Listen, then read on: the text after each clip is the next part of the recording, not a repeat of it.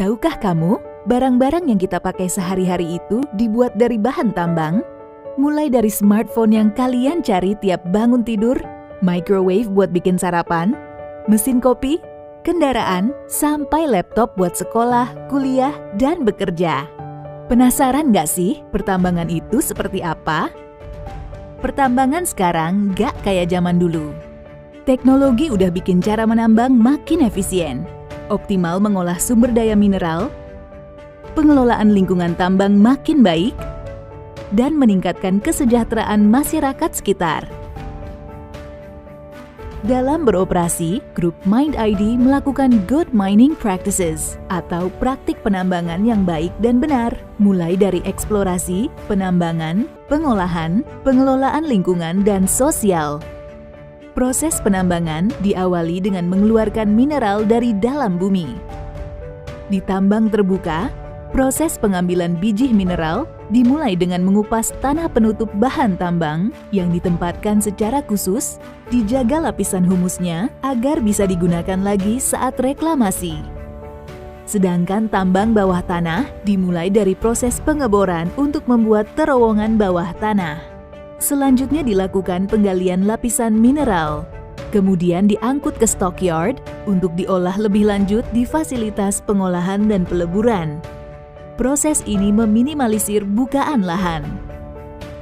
Selama proses penambangan, perusahaan memonitor jalannya operasional sesuai kaidah dan peraturan yang berlaku, seperti mengelola air tambang, efisiensi operasi alat berat untuk mengurangi emisi, pelatihan kepada pekerja untuk menjaga keselamatan dan kesehatan kerja, dan lain-lain.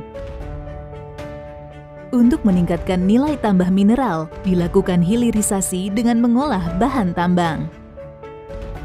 Biji nikel diolah menjadi ferronikel, yang merupakan bahan pembuat baja tahan karat atau stainless steel. Biji bauksit diolah menjadi chemical alumina, bahan pembuat material elektronik dan berbagai aplikasi industri. Biji timah diolah menjadi logam timah, bahan pembuat solder dan pendukung peralatan elektronik.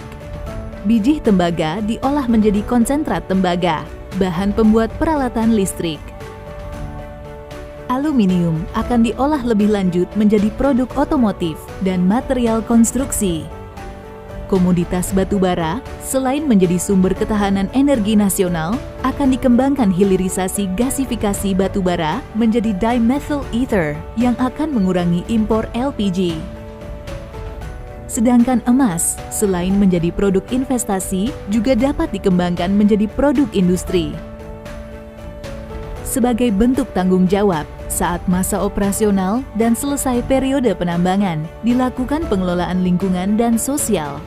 Grup MindID memiliki panduan keberlanjutan, Environment, Social, and Governance atau ESG, yang bertujuan memberikan arah dalam mengelola kinerja lingkungan, sosial, dan tata kelola dalam operasi pertambangannya.